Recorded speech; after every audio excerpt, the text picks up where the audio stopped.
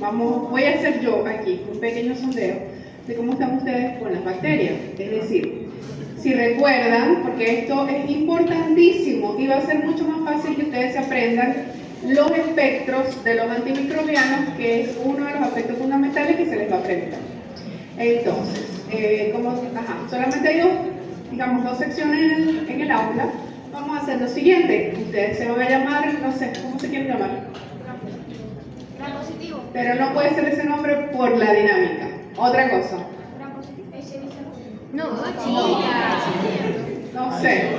Ay, qué torolaco, ya. ¿Cómo se quieren llamar? Qué torolaco, ya. Ajá, lunes. Y entonces, ¿ustedes se quieren llamar?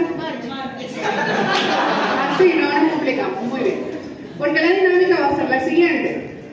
A cada grupo les voy a preguntar, o les voy para que nos digan a todos, por lo menos 3 bacterias del grupo que yo les voy a nombrar.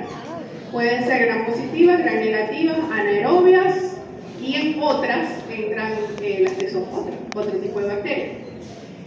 Si este grupo dice, se equivocan pues, y no dan el nombre correcto de la bacteria, ustedes todos tienen que hacer una sentadilla. Si la dicen correctamente, el grupo contrario es el que va a hacer la sentadilla. En la primera, digamos, vuelta. En la segunda vuelta, si hay otra vez error, entonces son 2 sentadillas. Es decir, si ustedes lo hacen correctamente, la sentadilla la hace el grupo contrario y viceversa, ¿no? No vamos a redundar en eso. Porque, bueno, como les acabo de decir, es una manera más o menos de asociar. Entonces, este grupo, que son, siempre son más en proporción, el que escuche, pero alguien que levante la mano, que esté seguro. Para que nos diga la primera bacteria gram positiva. Un nombre, por allá. Muy bien, Staphylococcus aureus. Quiere decir que les toca a ustedes, vamos arriba. Y con una sentadilla, porque ellos hicieron bien. Ajá, 1, vamos, 2 arriba. Ya no aparece. Ajá, 1, 2 y 3. Sentadilla. Ok. Ahora ustedes nos van a decir, levanten la mano igual de este lado, el nombre de una bacteria gram negativa. Neisseria gonorrea. Está correcta, por lo tanto aquí una sentadilla. Vamos pues, ya va todo al mismo tiempo hasta que se pare. Por allá atrás, los que se quedan escondidos, 1, 2, 3. Muy bien. Ahora vamos a decir de este lado una bacteria anaerobia. ¿Dónde quiero decir? Clostridium difficile. Muy bien. Entonces aquí ya nos va a tocar hacer 2 sentadillas. Vamos pues. Arriba, estamos fire allá. Ajá, exacto, es mejor quedar separados. Ajá, falta por allá. Ya no quiero. Por allá, ajá. Dale pues, 2 sentadillas. 1 y 2. Ahora aquí nos van a decir un bacilo gram negativo.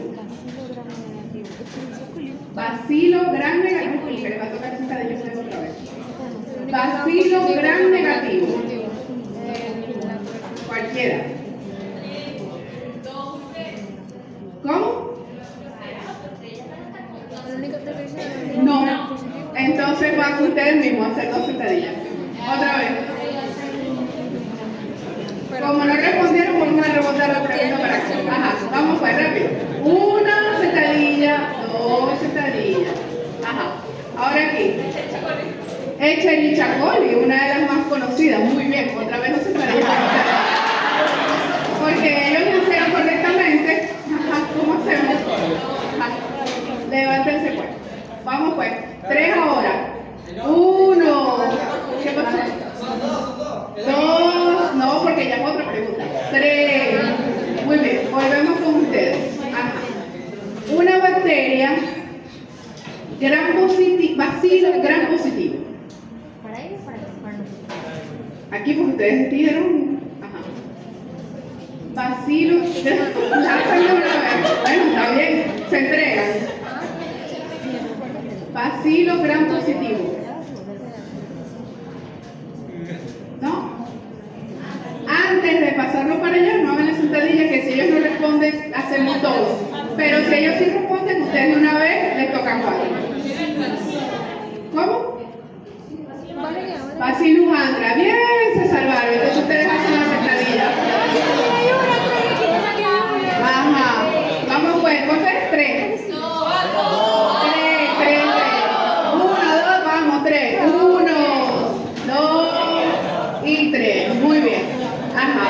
Por aquí, van a decir un vasito, bueno, otro anaerobio, es lo que van a decir, otro anaerobio. Otra bacteria anaerobia. Ah, muy bien, bacteria extraña, exacto. Sí, siempre dan con algunas. Dale pues, 4. Y la última pregunta, porque ya voy empezando mientras hacen la sentadilla, es, vamos pues, ¿qué? 4 días, vamos pues. 1, 2, 3, 4. Y ustedes me van a decir ya por último una bacteria que no es gram positiva ni es gram negativa, es decir, no entra en esa clasificación. ¿Cuál? Treponema pálido. Ustedes hacen la sentadilla. Vamos pues. 4 pues. 4. 1, 2, 3, 4. Bueno, los que no lo están haciendo supongo que tienen alguna lesión, supongo. Y que por eso no lo pueden hacer. Básicamente, como les acabo de explicar, lo más importante antimicrobiano es que ustedes se sepan cuáles son gram positivas, cuáles son gram negativas, cuáles son anaerobias, porque de otro modo se lo van a aprender de memoria, que no está mal. Yo les he dicho que en farmacología, bueno, hay muchas materias, es mucha memoria, pero la idea es memorizar y razonar y analizar. Entonces, si ya usted sabe el tipo de bacteria, ya a usted se le hace más fácil estudiar.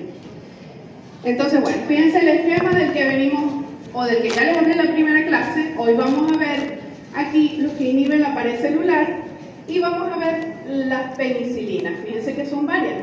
Hay unas penicilinas naturales, unas antistafilocóxicas, unas aminopenicilinas y la antipseudomonas. Entonces, ¿qué pertenecen al grupo de los betalactámicos? Pero fíjense que el grupo de los betalactámicos comprende 5 fármacos. Hoy vamos a ver las penicilinas y los inhibidores de beta-lactamasa.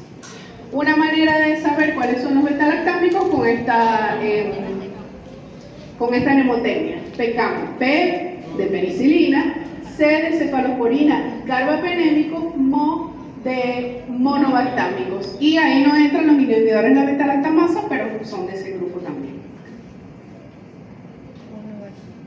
La estructura de la penicilina, actualmente eso no se pregunta en los exámenes, antes se preguntaba. Porque realmente lo que interesa es que ustedes se den cuenta que se llaman beta-lactámicos todos, porque tienen un anillo beta-lactámico común. Fíjense, aquí está la estructura de la penicilina, de la cefalosporina, de los carbapenémicos, y fíjense que todos tienen ese anillo beta-lactámico. Sobre ese anillo es que actúan las enzimas bacterianas que se llaman beta-lactamasa y las cortan. Entonces, con respecto a los beta-lactámicos, son los antibióticos más utilizados. Porque ¿quién no ha utilizado una ampicilina o una amoxicilina? Creo que todos. También son bactericidas, su acción es bactericida. Y su efecto con respecto a las propiedades farmacodinámicas son dependientes del tiempo. Es decir, aumentar la concentración no mejora la eficacia. Todos los beta-lactámicos cumplen esta premisa, a excepción de los carbapenémicos. Eso pudiera ser una pregunta de examen. Son de amplio espectro, sobre todo muchos de sus derivados, y existen preparados que evitan esa inactivación enzimática que les dije, el anillo beta-lactámico, las bacterias, muchas tienen beta-lactamasa. Bueno, hay preparaciones que son los inhibidores de la beta-lactamasa que evitan eso. Tienen características farmacocinéticas favorables, no todas, pero bueno, muchas vienen por vía oral, por vía parenteral, o sea, tanto intramuscular como endovenosa. Y tienen buena absorción cuando se usa por vía oral, difusión y difusión tisular. Tiene escasos efectos adversos, sin embargo, cuando llegamos a ese punto, vamos a ver cuál es la importancia de aprenderse de eso. Se me olvidó esta parte. ¿Pueden prender otra vez la luz? Ahora vamos a hacer una pared bacteriana, para que no se nos olvide todo el trabajo que hacen las bacterias. Necesito 4 personas que sean membrana plasmática. 4, que se paren aquí. Si no, lo cojo yo, pero creo que es más fácil que ustedes sepan. Porque vamos a necesitar 4 personas que son membrana plasmática, 4 personas que son pared celular y los bloques de la pared celular que están dentro del citoplasma, y bueno, y así, vamos a ir armando la pared. Ajá, ustedes son membranas, ajá, otros dos para membranas. Si hay pared celular, y este es el medio externo y este es el medio interno, ¿dónde iría la pared celular? Necesito 4 de pared celular. Ajá, faltan 2 para formar una pared celular. Recuerden que si son bacterias gram positivas, esta pared celular no tiene solamente una línea, son varias líneas porque las gram positivas tienen la pared gruesa. Ok. Fíjense que la pared celular está compuesta por dímeros, por N-acetilglucosamina, que es ella, y ureína, que es ella. Ella es otra vez acetilglucosamina y él es otra vez ureína o ácido muránico. Así es básicamente como se construye. Ahora necesito estos bloques de construcción de este lado. ¿Quién quiere? Necesito otra vez 4. 4 para que estén por aquí por el citosol. Ajá, 2 por allá. Por lo menos 4 porque fíjense que es en dímero. ¿Y allá viene otro? Sí. Ok, muy bien. Ahora bien, ¿cómo pasan estos elementos que son los ladrillos aquí al espacio extracelular? A través de una proteína un lípido que se llama bactoprenol. ¿Quién quiere ser bactoprenol? Ella es el bactoprenol, ¿que va a dónde? La membrana plasmática, exacto. Tú te pones más o menos como por el medio. Vamos a decir que el bactoprenol va por el medio. Entonces, aquí la bacteria está sintetizando estos bloques. Estos bloques para pasar al medio extracelular necesitan un transportador. Entonces, bactoprenol le da la mano a uno de los, pero ahí mismo, es que tú los vas a atravesar por la membrana. Le da la mano y los atraviesa hacia la pared celular. Y tú te vas integrando a la pared celular, pero no solas. Acuérdense que son dímeros, tú le tienes que dar la mano. Es de a dos, ya va, aquí hay un desorden, ya va. Repitan. Dos bloques por vez. Ya están los dos unidos, ok. Y tú los traes, los pasas y lo vas a unir aquí. Ustedes se quedan allí y le dan la mano a ella. El bactoprenol se devuelve. No, ahorita quedas ahí en la membrana. Entonces, ¿quién hace esta unión? Es decir, que estos dos últimos bloques se unieran aquí otra vez. Una enzima que se llama transglucolasa o transglucosilasa. Porque estos son peptidoglucanos, es decir, tienen componentes de azúcar, de glucano. Entonces, esto aquí lo hace la transglucolasa. Ese paso es inhibido por la vancomicina y la tecoplanina, es decir, los glucopéptidos, ¿no? Por ahí ya aprendimos el primer mecanismo de acción. El segundo, aquí claro, aquí estamos viendo una sola hilera de membranas de pared celular. Vamos a hacer entonces como si fueran dos. Ustedes se van a poner un poquito más adelante. Un poquito más. Entonces, además de que cada eslabón, cada dímero está unido, a su vez, para que esa pared tenga una estructura rígida, fuerte, necesitamos entonces que exista un enlace entre esta capa de pared y esta capa. Que sería, si fuera yo, sería este enlace. Es un enlace peptídico, esto lo hace una transpeptidasa. ¿Cuál es esa transpeptidasa? Bueno, aquí también en la membrana celular hay una proteína que se llama PBP, que las siglas en inglés lo que quiere decir es proteína de unión a la penicilina. Esa proteína de unión a la penicilina activa las diferentes capas de la membrana celular de los gram positivos. Ahora, allí entonces está la penicilina y los beta-lactámicos. El bactoprenol es inhibido por la bacitracina, es decir, que impide que se vuelva a reciclar. Es decir, una vez que tú pasas esos eslabones, aplicas bacitracina y ya no funcionó más, entonces ese es otro paso adicional. Y bueno, y así es como se construye la pared celular. Ya se pueden sentar los miembros de la pared. Todo eso que hicimos aquí de una manera, creo yo, que un poco más fácil, es lo que dice todo este texto. Esto, por supuesto, se los tienen que leer los que no vinieron a clase. Los que vinieron a clase probablemente se acuerden un poco más fácil. Así está mejor. Unos datos importantes es que para que se pueda inhibir la unión de estos dos dímeros hacia la pared celular, tiene que haber un crecimiento constante. Es decir, si la pared celular ya está completa, ya está formada, no va a haber, no hay posibilidad de inhibir la transglucosilación porque ya está completa. Esto sucede, por ejemplo, en lugares de infección donde hay un biofilm, es decir, la bacteria está, pero no está creciendo, está en un estado quiescente, así se llama. ¿Qué otra cosa? Bueno, y las bacterias, ellas, entonces, ¿pero por qué actúan siempre los antibióticos? Bueno, porque las bacterias tienen un proceso de degradación y síntesis continuo, es decir, la pared celular es dinámica, no siempre está ya totalmente construida, sino que el antibiótico aprovecha en esa fase donde la bacteria está haciendo su recambio. Bueno, esa es la última parte. El mecanismo de acción, entonces, fíjense que esto es la pared celular, la unión entre los dímeros la inhibe la transglucosilasa, que es por ejemplo la vancomicina, y la unión entre la pared es la transpeptidasa, que eso es lo que hacen los beta-lactámicos.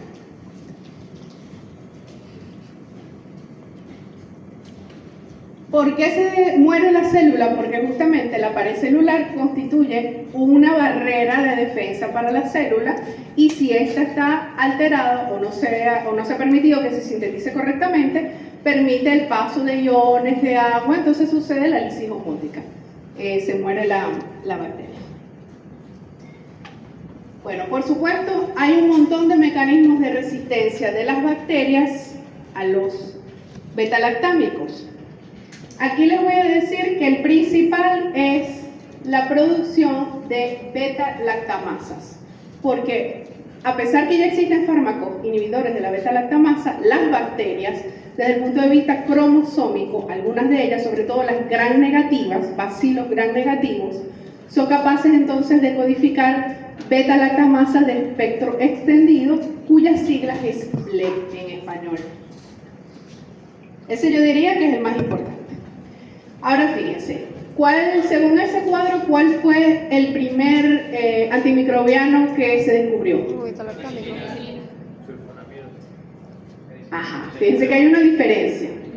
Se descubrió primero la penicilina, pero se usó primero la sulfonamida.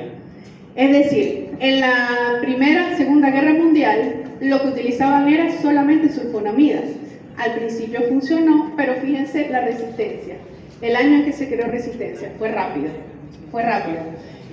Y la penicilina, por el contrario, que fue descubierta antes, se sometió a varios, estudios clínicos, como debe ser, y pruebas, antes de salir al mercado. Pero fíjense que a medida que se han creado los antimicrobianos, se ha aparecido resistencia a los mismos. Por eso es que es importante que los utilicemos de forma consciente. Esto tampoco se los pregunto, pero es para que vean que cada bacteria tiene un mecanismo de resistencia diferente. Y aunque lo sigamos estudiando y tengamos conocimiento de eso, las bacterias siguen ganando. Como les dije en la primera clase, es difícil tratar una bacteria multiresistente. Vamos a hablar de la penicilina, ¿no? Si son curiosos, me imagino que ya saben cómo fue el descubrimiento de la penicilina. ¿Alguien sabe? ¿Cómo? Ajá, por allá. Lo descubrió Luis Fleming, lo descubrió realizando un cultivo de bacterias. Se dio cuenta que había el crecimiento de un hongo que era capaz de descubrir esas bacterias que estaban creciendo allí en el cultivo. Exacto. Eso, nosotros, ¿qué es lo que sabemos? Que Alexander Fleming, ¿verdad?, descubrió un compuesto que inhibía el crecimiento en el momento que lo descubrió del Staphylococcus aureus. Pero digamos, la parte más anecdótica, básicamente es, él estaba cultivando, dejó el cultivo olvidado, unas vacaciones, se enfermó, eso, hay varias versiones. Y cuando vuelve, se da cuenta que en las placas de agar, esas que vimos en la primera clase, habían zonas donde el estafilococo, que era lo que él estaba cultivando, no crecía. Entonces, definitivamente encontró un agente antimicrobiano que justamente cala perfectamente en la definición de antibiótico, porque es producido por un hongo del género Penicillium. De allí deriva la... Entonces, de verdad, la mayoría de los descubrimientos, no sé si en otras áreas, pero por lo menos en la medicina, prácticamente son accidentales. Pero, ¿dónde está la importancia? En la observación. Si usted se da cuenta que un evento fortuito sucedió, pero tuvo unos resultados beneficiosos o no beneficiosos, esa observación de allí parte del método científico. Entonces, bueno, en resumen, el origen, bueno, se remonta a 1928. Como ya les dije, Alexander Fleming, que era ese científico microbiólogo que se dio cuenta que este hongo de la especie Penicillium producía una sustancia que inhibía el crecimiento del estafilococo. Pero no fue así hasta 10 años después que se comercializó, que se purificó y se comenzó a utilizar de forma rutinaria. Y en 1941 se iniciaron los ensayos clínicos en pacientes con sepsis, tanto por estreptococo como por estafilococo. Es decir, con esta información hasta ahora, ¿qué podemos decir? ¿Cuál es el espectro de la penicilina? Hasta ahora, por allá lo dijeron. Hasta ahora es coco gram positivo. Así, con esta información que estamos viendo hasta ahora. Fíjense aquí, otra vez está la estructura de la penicilina, tiene el anillo beta-lactámico. Aquí es donde actúan las penicilinasas, específicamente las beta-lactamasas de las bacterias. El Staphylococcus aureus es una de las que también produce penicilasa. Y fíjense que cuando se excinde, se corta, ya pierden las propiedades biológicas y queda solamente como este compuesto. Las cadenas laterales, por ejemplo, le confieren las características de la absorción o de la vía de administración, de la distribución y del espectro también antimicrobiano. Por supuesto, una vez que se excinde, como les dije, se convierte en un producto biológicamente inactivo. Vamos entonces a empezar por el principio, las penicilinas naturales. La penicilina G también se conoce como penicilina cristalina. ¿Alguna vez ustedes han visto colocar la penicilina cristalina? ¿Han visto que a algún paciente se le indica? Pudiera utilizarse en sífilis, sin embargo, sí, es con algunos tipos, por ejemplo, la neurosífilis, porque la penicilina cristalina solamente viene, la sódica, voy a hablar específicamente primero de la sódica, solamente viene para vía endovenosa y tiene una vida media corta, se debe administrar cada 4 horas. Entonces realmente son muy pocos los... Sin embargo, la procaínica y la benzatínica, que vienen sumados con procaína y el otro componente que lo hace benzatínica, que favorece la absorción local de forma lenta. Por eso, la penicilina benzatínica, se puede utilizar una vez al mes. Fíjense la diferencia. La penicilina benzatínica una vez al mes y la penicilina sódica cada 4 horas. La penicilina natural también viene por vía oral, que se llama penicilina B. Tiene que estar pendiente porque si en un enunciado aparece penicilina G, se refiere a la parenteral. Y la B es la vía oral. Todos esos detalles son importantes para responder el examen.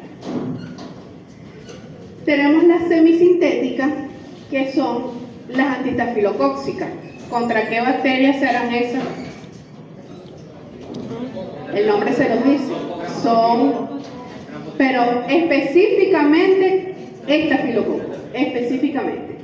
Allí tenemos este grupo donde la meticilina fue la primera penicilina antistafilocóxica que se describió.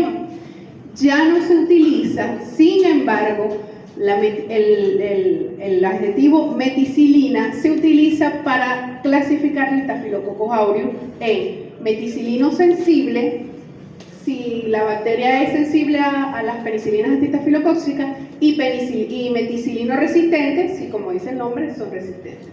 Las que sí son de uso clínico son las ixosazoilpenicilinas, que son la oxacilina, cloxacilina, flucoxacilina y, ¿me faltó?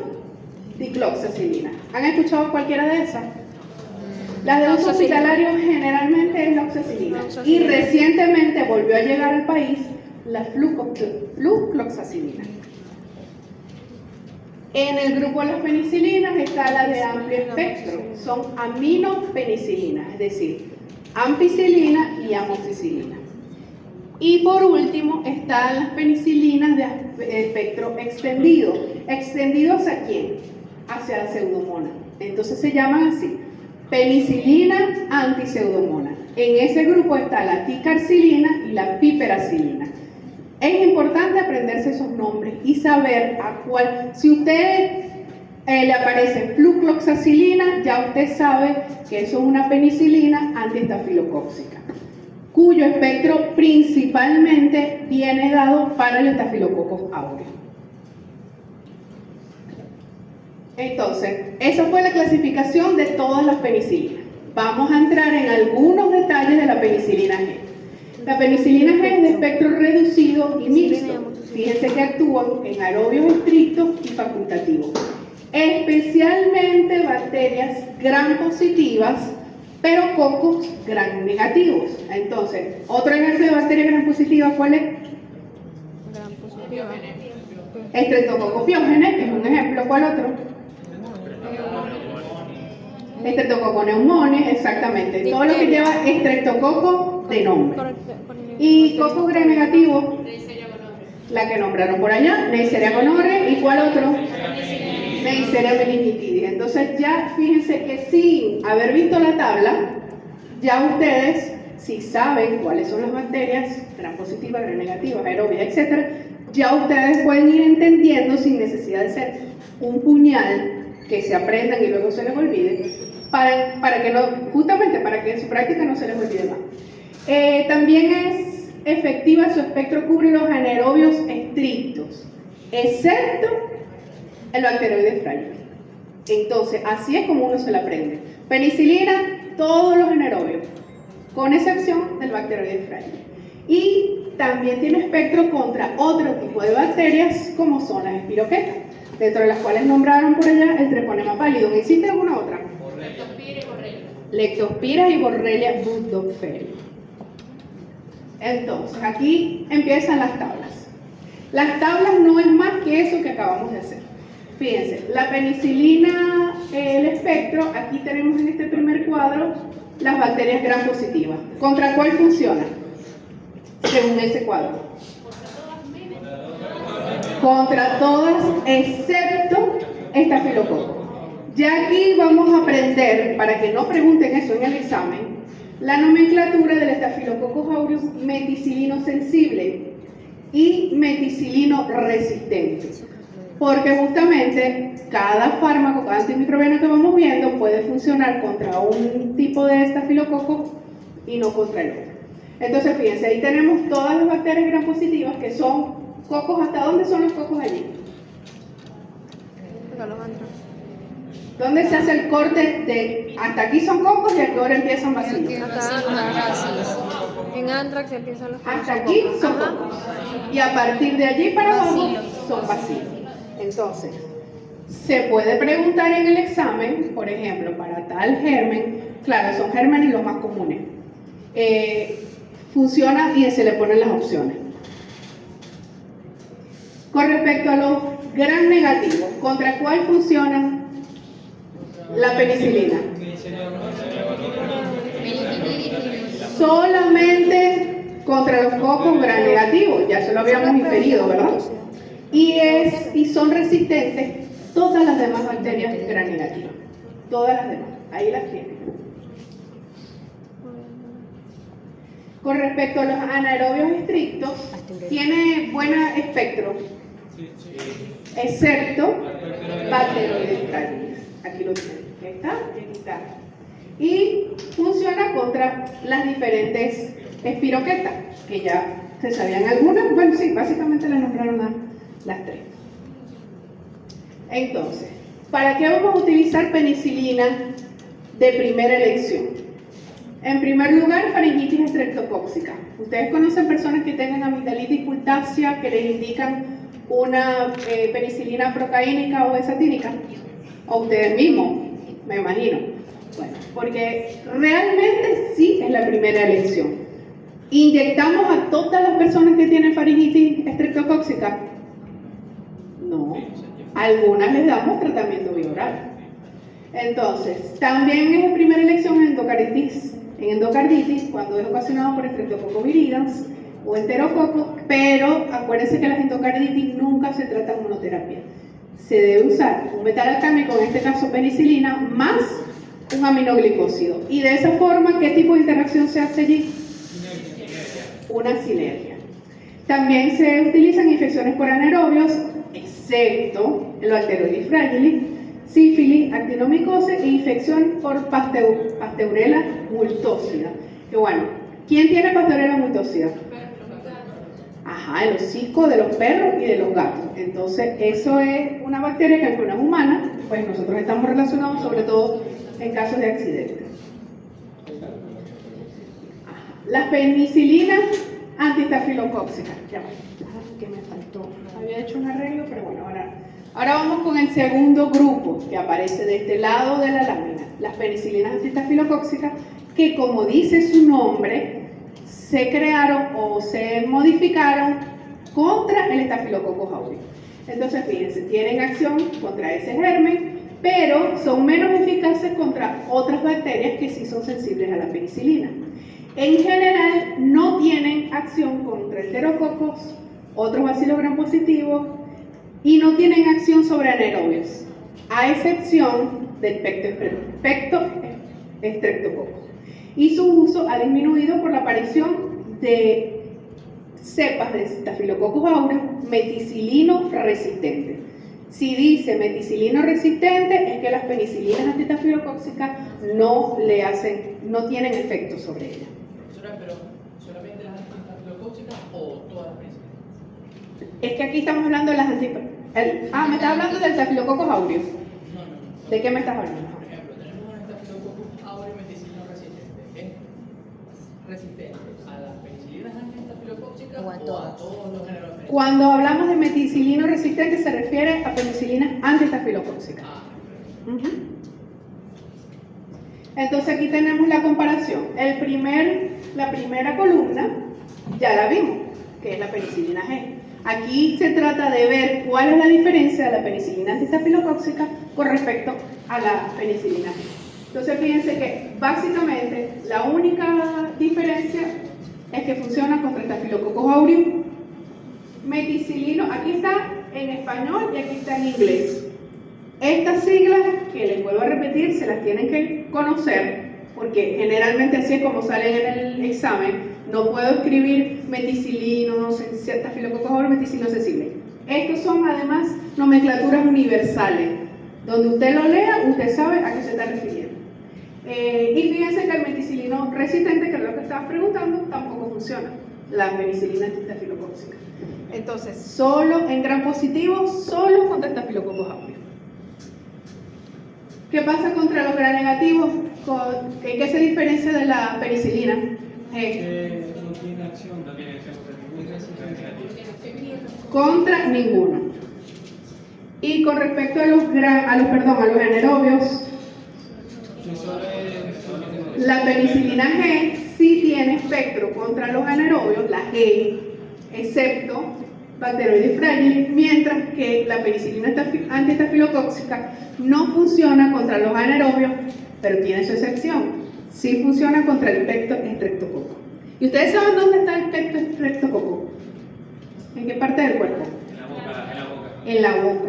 En la boca es uno de los lugares. Claro, en la primera clase no les di específicamente cómo estaba compuesta la microbiota oral, pero ese es uno de los lugares, pues,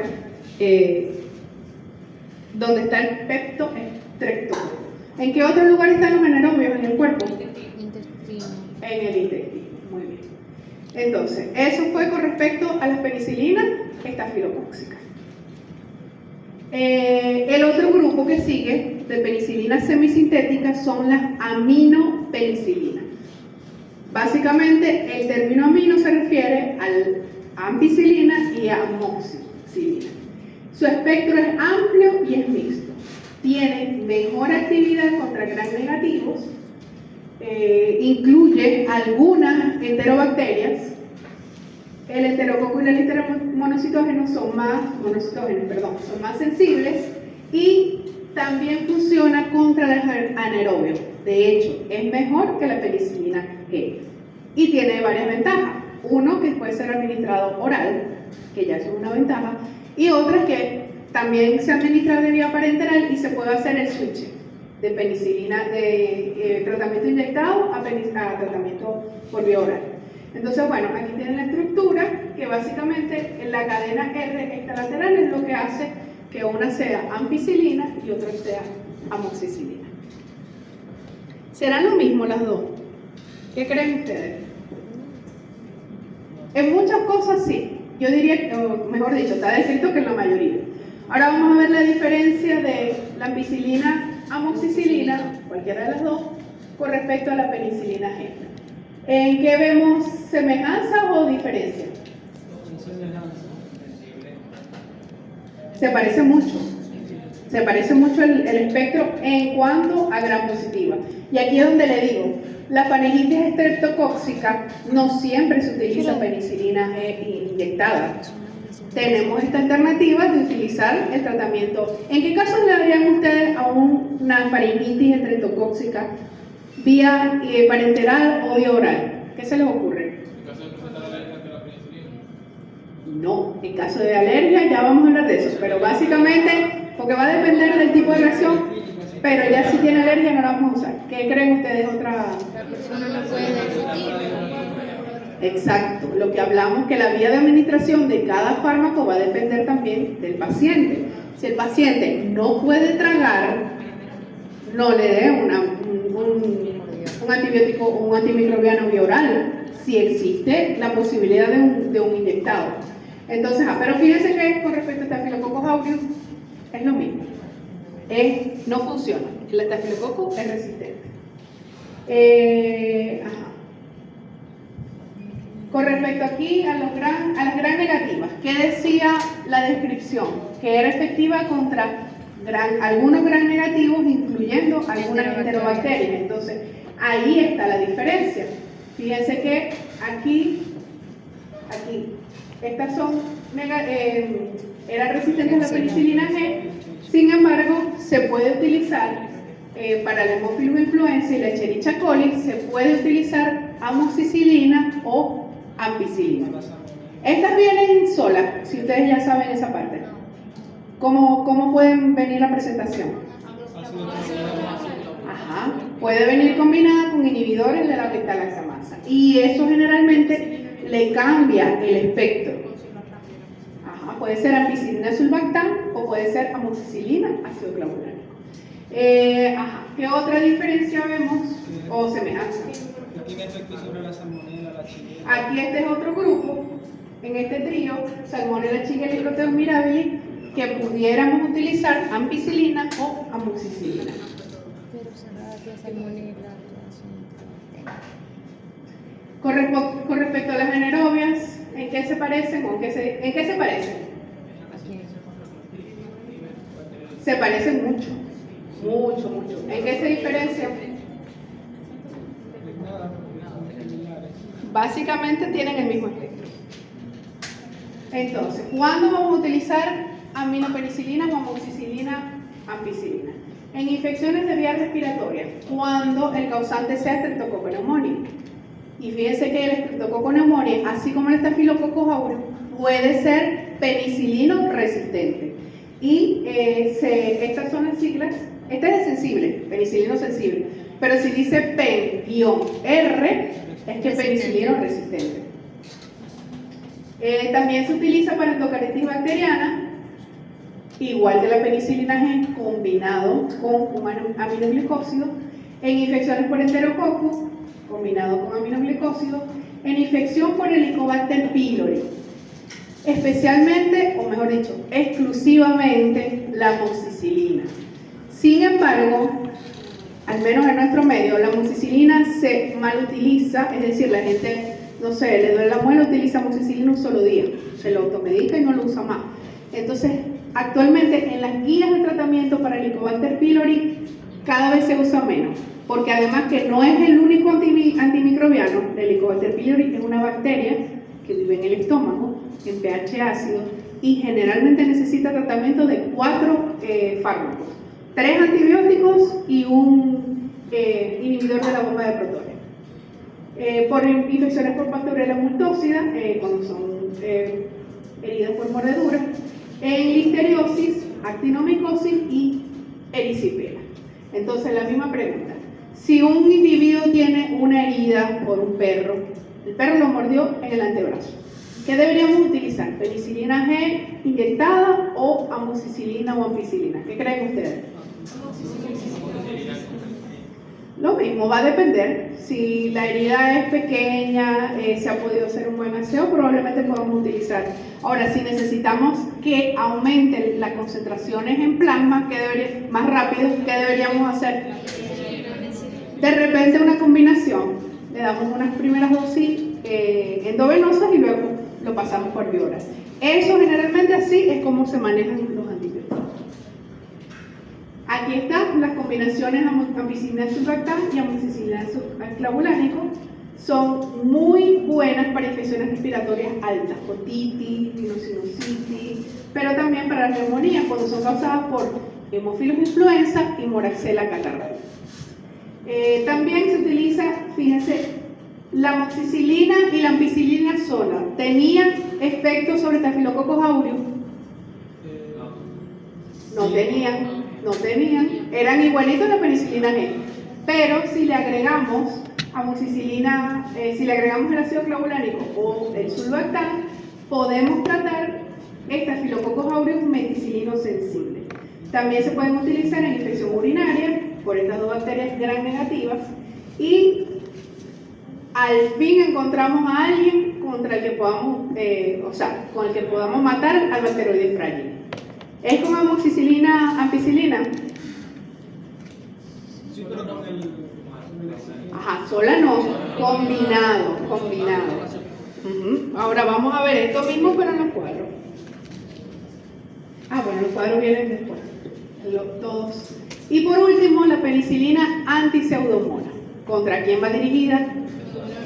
Pseudomonas aeruginosa. Así como la antistafilocóxica es para los estafilococos meticilinos sensibles, esta es para la Pseudomonas aeruginosa.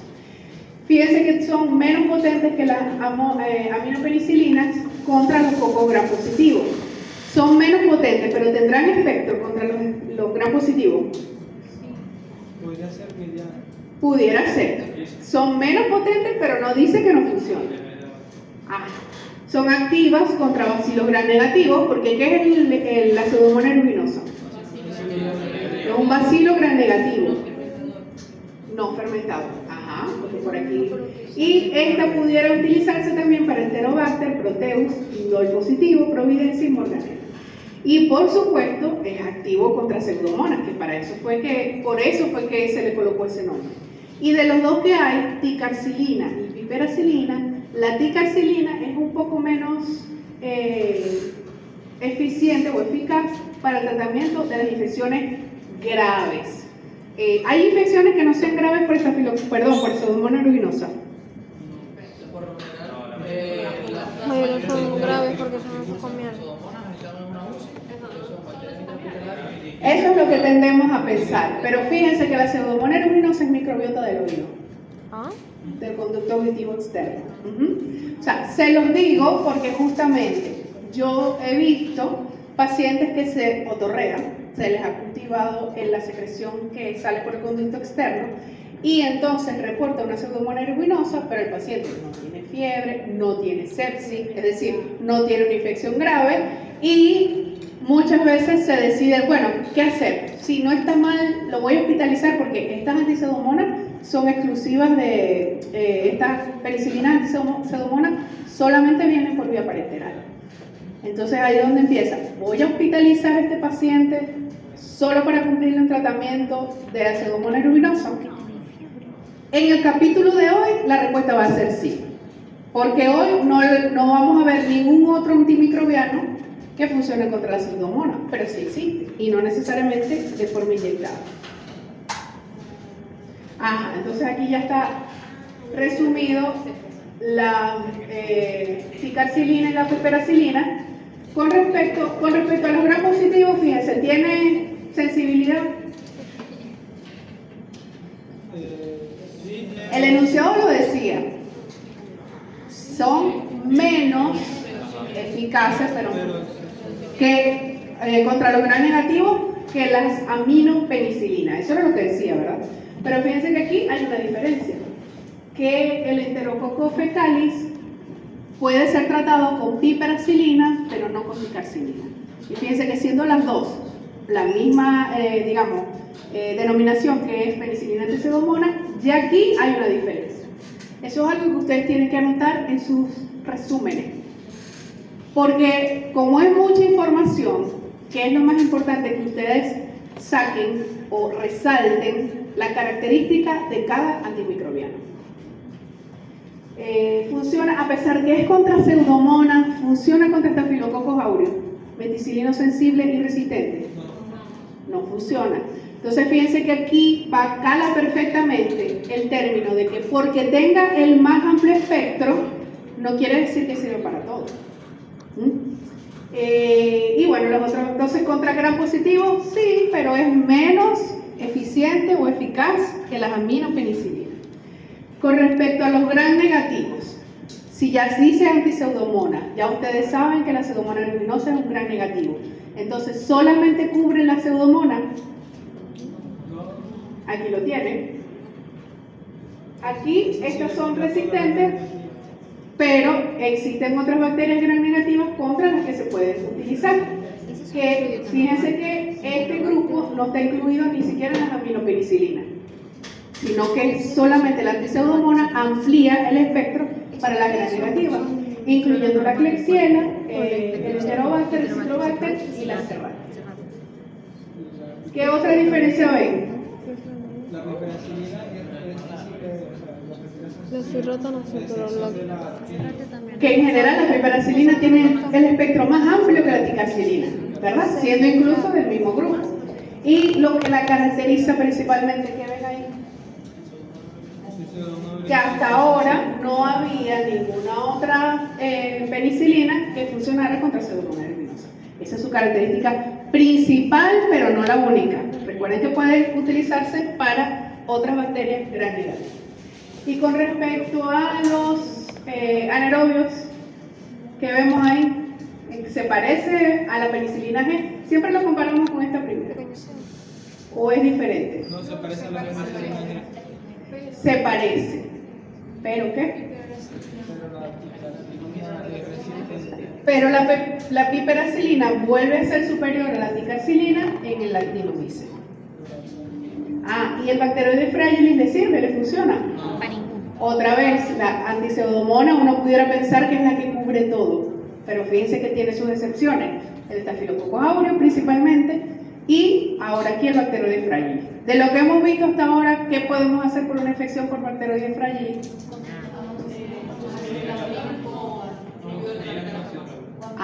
Combinado, amoxicilina o ampicilina combinado con un inhibidor de la beta-lactamasa.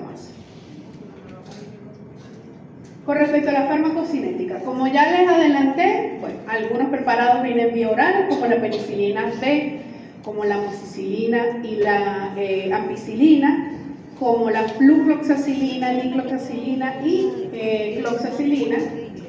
Se distribuyen muy bien. Las penicilinas en general tienen muy buena distribución, a excepción del líquido cefalorraquídeo.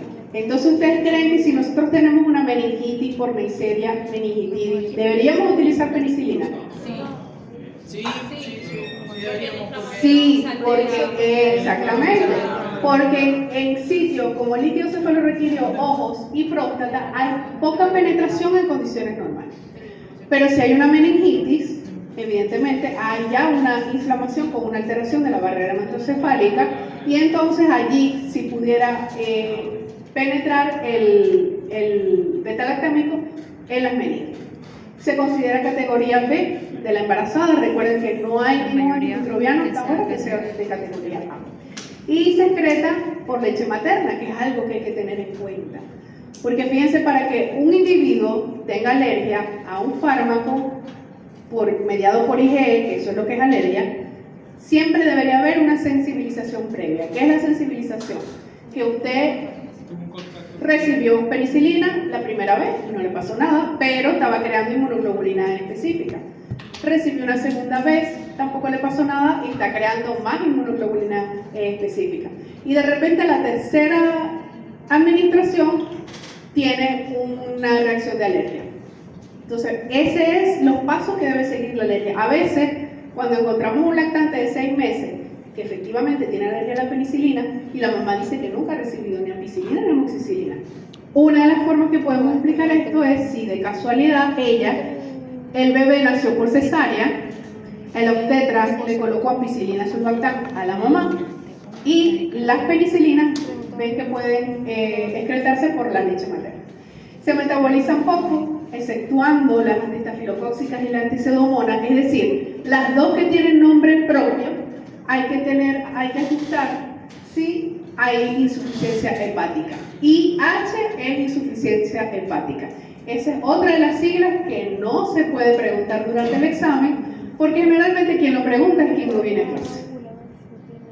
Y se excreta por la vía renal en la mayoría de los antimicrobianos, con ajuste de dosis si hay insuficiencia renal para las antiestafilocóxicas. Entonces, tenemos que ajustar si indicamos amoxicilina o ampicilina. Sí, dependiendo si la persona tiene alteraciones hepáticas, insuficiencia. La amoxicilina y la ampicilina, ¿a qué grupo, en qué parte están clasificadas? Son amino. Ajá, y aquí dice que son solamente las antiestafilocóxicas y anticeudómonas. Los cuadros. ¿Cómo se estudia un cuadro? Se aprende los números así de puñal y vuelve. En los cuadros uno aprende lo más característico de eso. Por ejemplo, la penicilina G viene por vía oral, se metaboliza, si no viene por vía oral, automáticamente no tiene nada que ver la absorción con los alimentos. Y bueno, el porcentaje de unión de proteína, eso no lo pregunto. Antes sí se preguntaba. A nosotros nos preguntaban los pequeñitos, pero creo que hoy lo más importante es que ustedes sepan para qué se usa, los efectos adversos, las indicaciones, etc. Ajá. Este segundo grupo, ¿cuáles penicilinas son? Correcto, la antiestafilocóxica. De las antiestafilocóxicas, ¿se pueden administrar por vía oral? Ajá. ¿Cuál es la que tiene menor porcentaje de absorción? ¿Y cuál es la que mejor se absorbe por vía oral? Las demás. Entonces ahí lo podríamos atender como una excepción. ¿Cuál es la que menos absorbe? Amoxicilina. Y todas las demás tienen el mismo porcentaje de absorción, que es el 50%. Ahora, sumado a eso, la que menos se absorbe por vía oral es oxacilina. Y su absorción se altera por los alimentos. Entonces, la de todas, exacto. Pero si de la oxacilina apenas se absorbe un 30% y de paso la absorción disminuye con los alimentos, este porcentaje disminuye. Claro, no sabemos si a 20, si a 15, probablemente sí está descrito, pero eso no es lo que nosotros no vamos a aprender. Pero fíjense que entonces pareciera una buena alternativa a la oxacilina vía oral. Y ustedes se encontrarán en el camino gente que la usa por vía oral. La utilizan porque más nunca vuelven a repasar, que es lo que siempre les digo. Entonces, normalmente el uso óptimo de la oxacilina debe ser parenteral, es decir, inyectada endovenosa o intramuscular. Otra cosa con respecto a eso, cuando decimos que un fármaco disminuye su absorción con la comida, ¿qué creen ustedes que hay que hacer?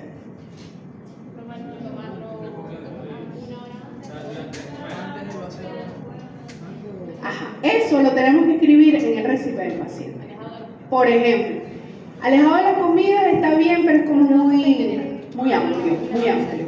Lo correcto cuando un fármaco se altera su absorción por los alimentos es consumirlo media hora antes de las comidas o 2 horas después.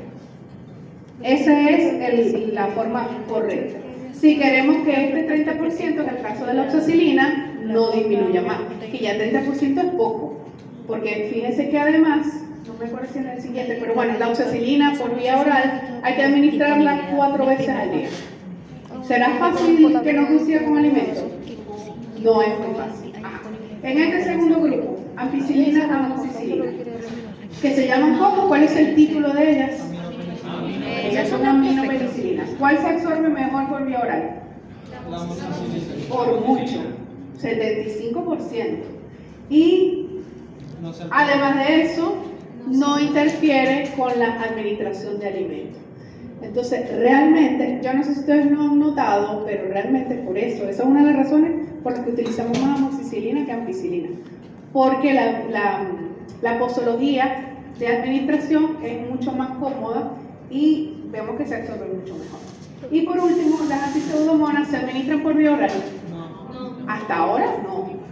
Hasta ahora no. Entonces, fíjense que tanto la penicilina G como la penicilina antipseudomonas vienen solamente por vía parenteral. Profe, ¿qué es lo que hace la ampicilina y la amoxicilina de amplio espectro? La amoxicilina y la ampicilina son de amplio espectro porque ya cubren algunas bacterias gram negativas. Algunas. O sea, ya empiezan a cubrir gram negativas, bacilo. Porque acuérdate que la penicilina ya funciona para los cocos gram negativos. Ya eso es lo que lo hace de amplio espectro. No, y ¿tiene alguna relación con la biodisponibilidad con respecto a la unión a proteína? Sí, por supuesto. Saben que la unión a proteínas hace que a mayor unión a proteínas, ¿cómo es la biodisponibilidad? Menor. Disminuye. Doctora, Dígame. ¿por qué esos fármacos no se pueden administrar por vía oral? Estos, probablemente porque su metabolismo haga que se inactiven. Esa es básicamente la razón. Ajá. Esta es la otra que tenemos que aprendernos de aquí. Por ejemplo, ¿cuáles se eliminan por vía renal? Todas. Excepto Casi. Todas no. Clonazepam. Ajá. Todas, a excepción de estas dos que son filocóxicas. Ajá. ¿Qué otra cosa? La ticarcilina. Ah, verdad, esta tampoco. Entonces, esas no se eliminan por vía renal. ¿Cuáles penetran al líquido cefalorraquídeo?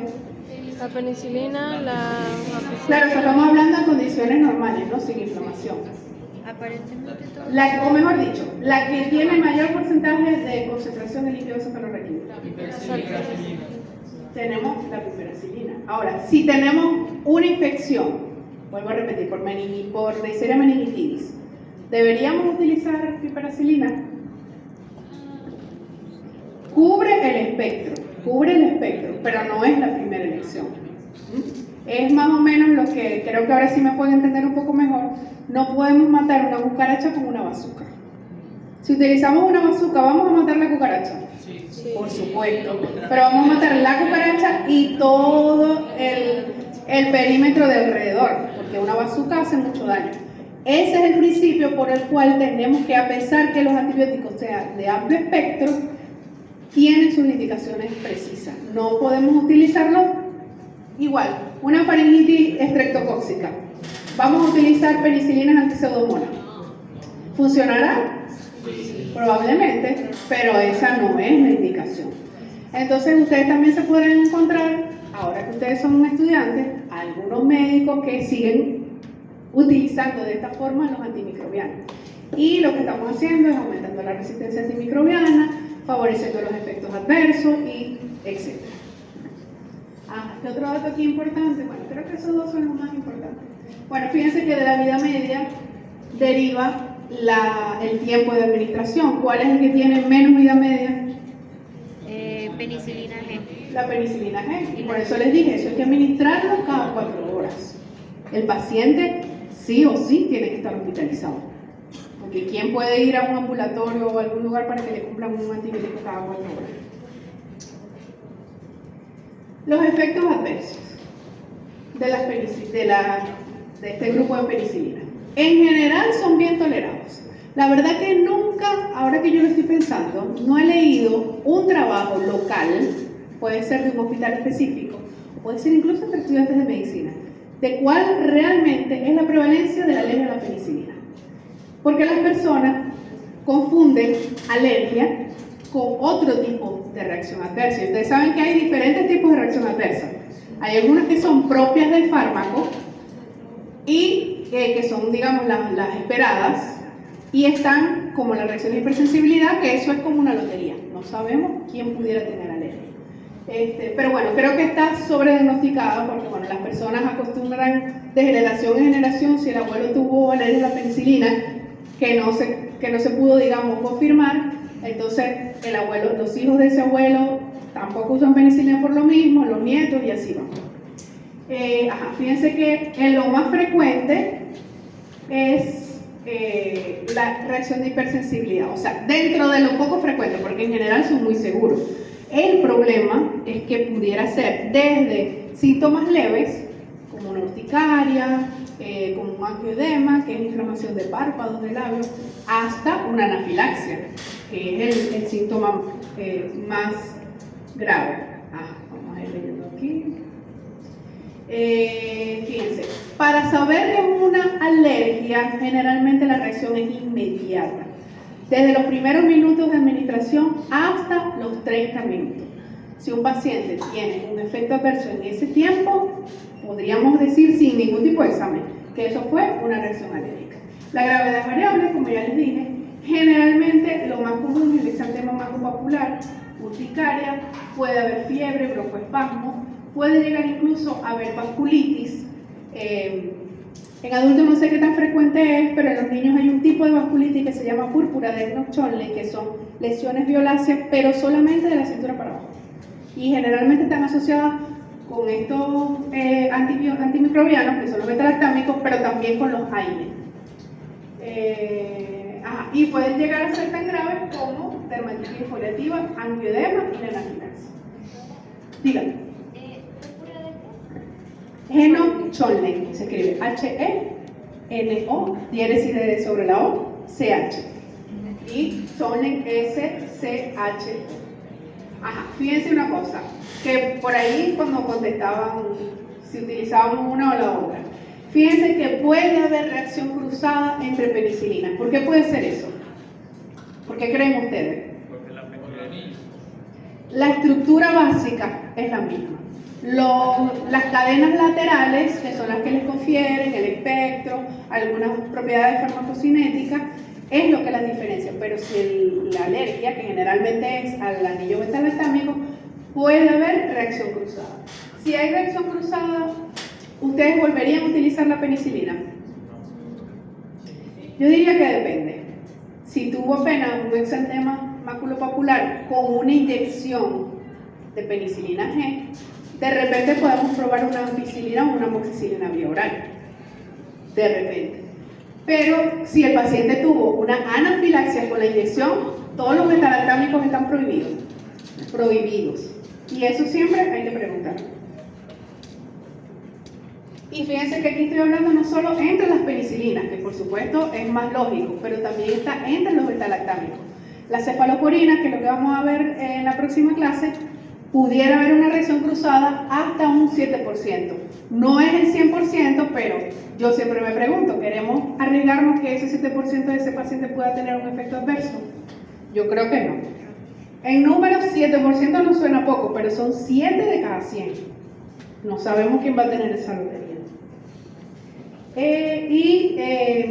Con respecto a los efectos adversos no alérgicos, pueden aparecer incluso en ausencia de una exposición previa.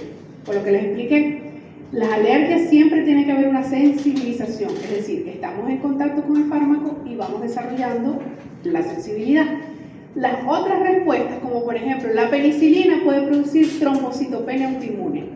¿Qué hace la penicilina? Una vez que se metaboliza, está en la circulación, se une a las plaquetas y funciona como apteno. Es decir, la plaqueta normal no provoca una reacción inmune, una respuesta inmunológica, pero si se le une la partícula de penicilina, se identifica como un antígeno y se monta una respuesta inmunológica.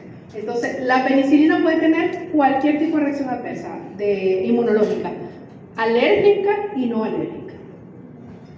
Otras reacciones adversas, exantema maculopapular de etiología no alérgica. Eso se refiere sobre todo a aquellos pacientes que tienen mononucleosis infecciosa. ¿Cuáles son los síntomas de los pacientes con mononucleosis? Me imagino que algunos han tenido de ustedes. No. O todos, exacto. Normalmente eso es una infección de la infancia, adolescencia. Bueno, da fiebre alta, da dolor de garganta, incluso con placas. O sea, realmente no es placa, es un exudado blanco que cubre las amígdalas. ¿Con qué se puede confundir eso? Con una faringomigdalitis por estreptococo, ¿cierto? Pero fíjense que un detalle para que ustedes más o menos entiendan. La faringomigdalitis por estreptococo es pultácea, es decir, usted ve la amígdala, un punto aquí, de pus, otro punto aquí. La faringitis por Epstein-Barr, por ejemplo, con célula de mononucleosis, es completa, es tapizada la amígdala de un exudado blanco. Muchos médicos confunden estas dos. Entonces, el paciente tiene mononucleosis y, por supuesto, pensando en una faringitis estreptocóxica, le indican sobre todo aminopenicilina, bien sea amoxicilina o bien sea ampicilina.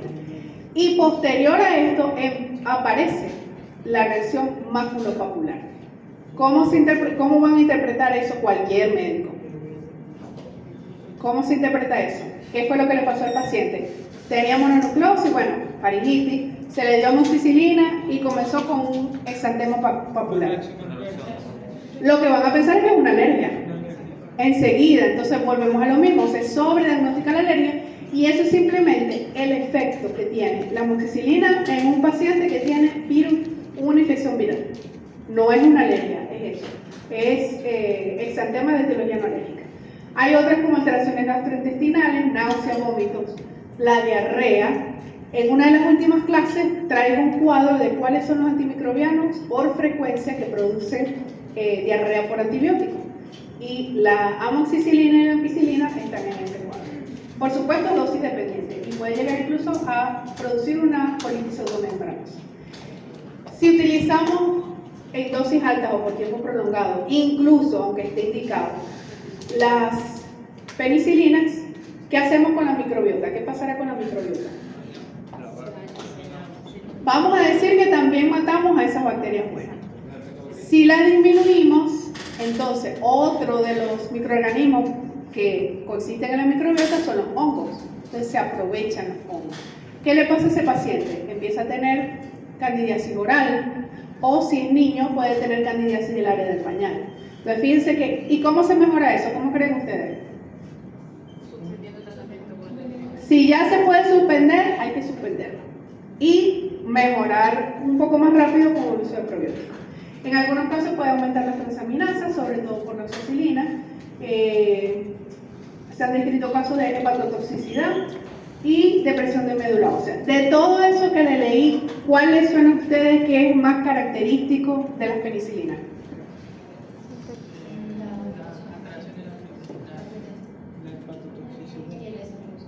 No solo esta lámina, estos son dos láminas. Venimos ya con 3 láminas de efectos adversos. De las 3 láminas, ¿cuál creen ustedes que es como lo más característico? También la candidiasis vaginal. ¿La qué?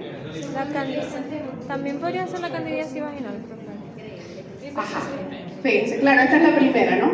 Y estoy nombrando la candidiasis, pero muchos otros antibióticos o antimicrobianos pueden producir candidiasis. De todas que yo me quedé más enfrascada y se lo explico un poquito más, ¿cuál es lo más característico? La reacción alérgica. La reacción alérgica es lo más característico. No quiere decir, evidentemente, todo esto puede pasar. Pero es que como dijo que estaba sobrediagnosticado. Claro, pero sigue siendo lo más frecuente. O sea, está sobrediagnosticado porque apenas de 1 a 4%. Eso es poquito. Pero si hacemos por eso digo que no he visto un trabajo reciente, que eso sería interesante.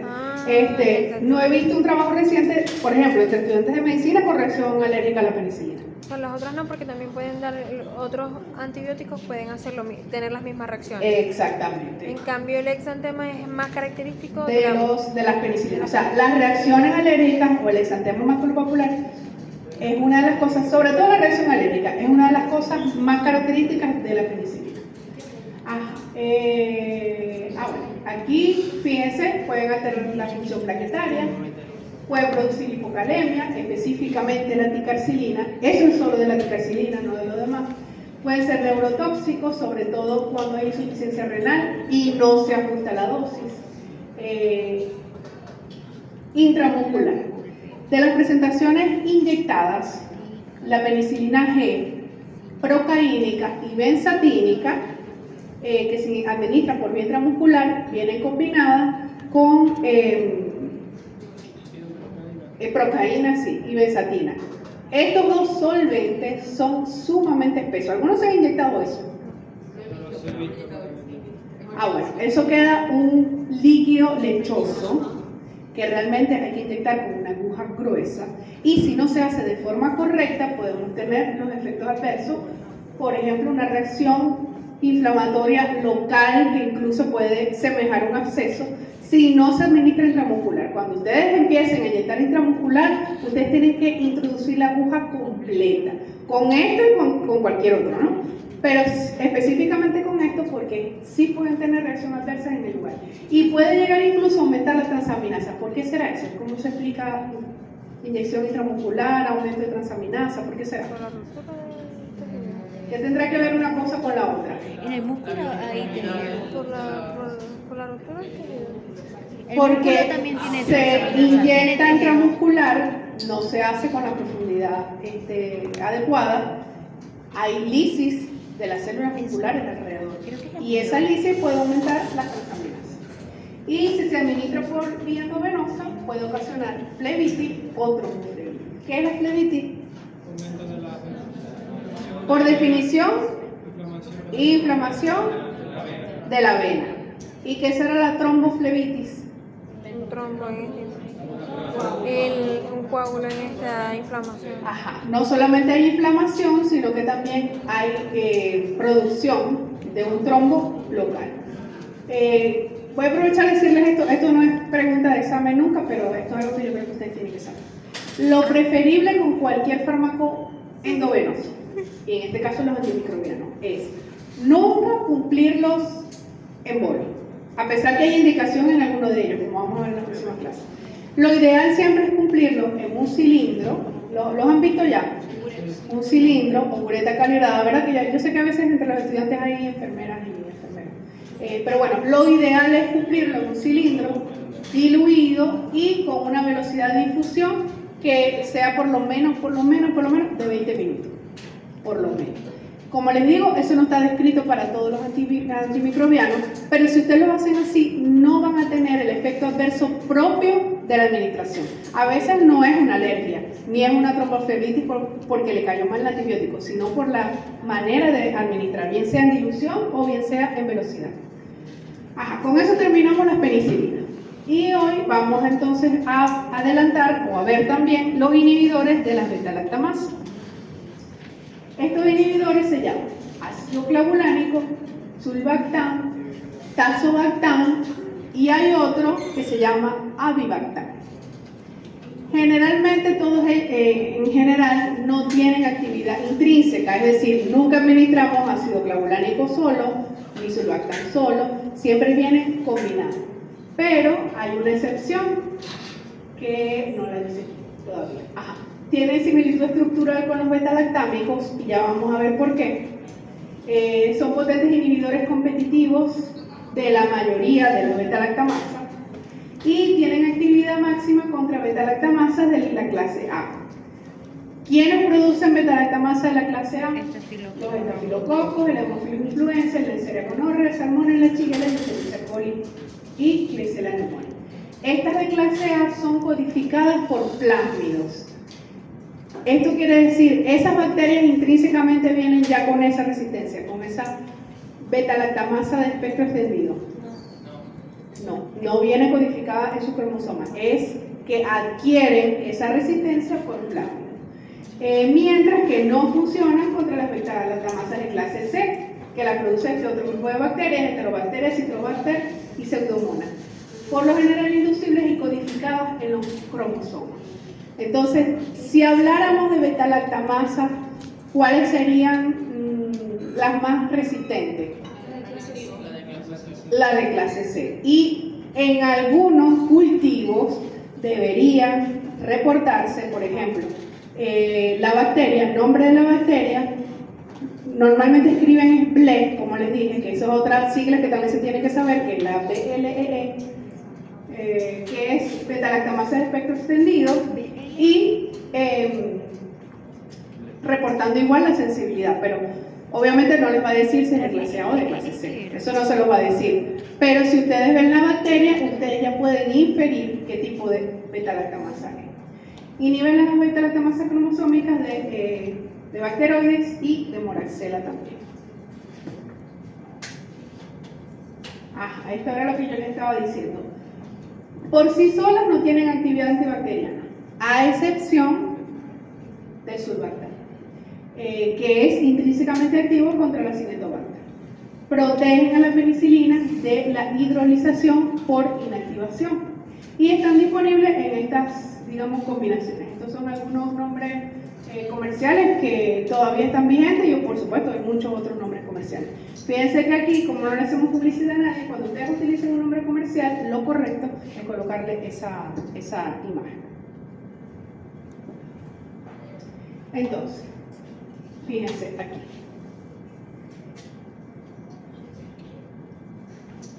Ok. Este elemento fucsia, ¿qué sería?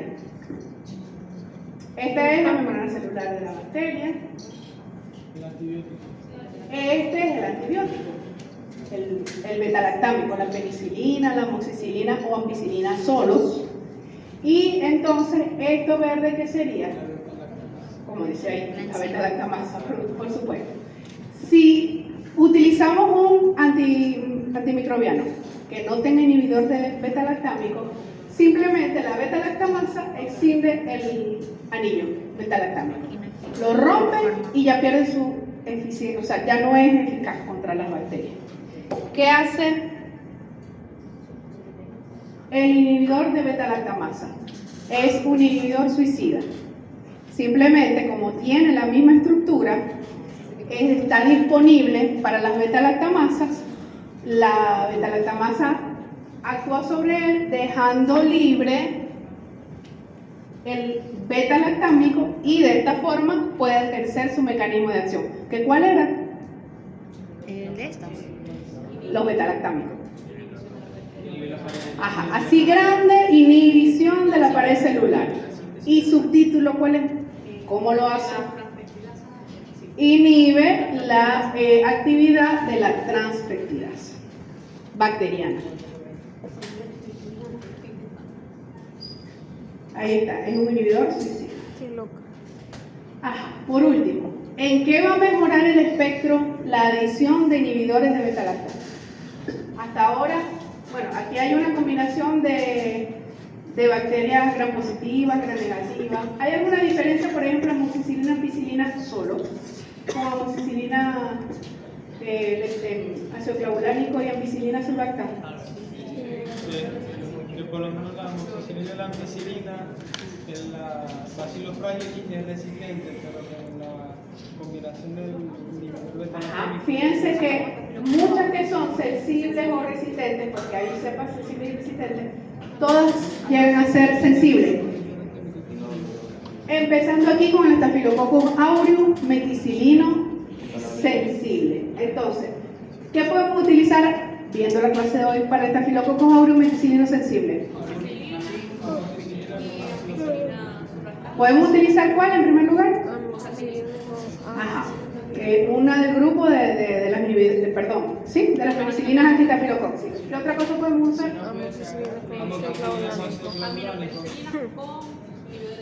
Obligatoriamente. Tiene que ser con inhibidores de beta-lactamasa. ¿Y qué otra diferencia hay? Entonces fíjense que añadiéndole el inhibidor de la beta-lactamasa se hace mucho más sensible. Ahora, ¿en qué se parece a ampicilina sola? Podemos, a pesar que le agreguemos amoxicilina, ácido clavulánico y sulbactam, ¿sirve para Pseudomonas aeruginosa? No sirve para Pseudomonas, pero tampoco para Serratia marcescens, Citrobacter diversum y Enterococcus coracaea. O sea, no sirve para eso. Amplía el espectro, fíjense que también sirve para Haemophilus influenza y la característica principal es que funciona contra bacterias frágiles. ¿Hay algún otro antimicrobiano que vimos hoy que funciona contra bacteroides fragilis? No, este es el único que hemos visto La combinación de ambos. de la combinación. Ajá, ¿aquí hay alguna otra diferencia? Sí. Bueno, lo mismo, básicamente se hace sensible para todos los demás. Fíjense que aquí incluyen varias enterobacterias, que son bacilos gram-negativos. El estafilococcus aureus. Ahora bien, la antipseudomonas, específicamente la piperacilina, viene combinada con tazobactam. ¿Le da alguna propiedad al tazobactam? Sí. El mismo principio. Potencia, ¿no? Algunas que son resistentes, en este caso todas las bacterias son sensibles. Incluyendo exactamente el bacteroides frágil. Entonces, ¿qué podemos inferir ahorita? ¿Qué es lo que funciona contra el bacteroides frágil? Ampicilina. Combinación. Puede ser un betalactámico, pero obligado con un inhibidor de betalactamasa. Sin inhibidor no va a funcionar. Ajá, les traje este pensamiento, ¿verdad? Yo sé que ustedes se agobian, pero esa es la vida del estudiante de medicina. Estudiar, estudiar y estudiar. Pero un dato o un consejo importante es que no se miren tan a lo lejos, no se enfoquen en un objetivo tan lejano. Ahorita enfóquense en lo que sigue. ¿Qué es lo que sigue? Bueno, para muchos el recuperativo. Entonces, sí les recomiendo, que yo me imagino que los que están repasando ya es para eso, que lleven, por lo menos que se vuelvan a leer estas clases, porque yo sé que hoy parece fácil, ¿o no? No. Ha pensado que lo había hecho fácil. Bueno, pero más digerido, pues, o sea. Pero en el tiempo, si ustedes no lo vuelven a leer, lo van perdiendo, exacto. Van perdiendo como esos tips, aunque graben, aunque hagan de todo. No es igual el análisis que se va haciendo cuando ya uno tiene conocimiento que el que se hace por caleta. Bueno, y nos vemos el miércoles entonces con el segundo grupo de los betalactámicos Cefalosporina. y glucopéptidos. ¿Cómo? Vemos cefalosporina. Sí, viene cefalosporina. Cefalosporina y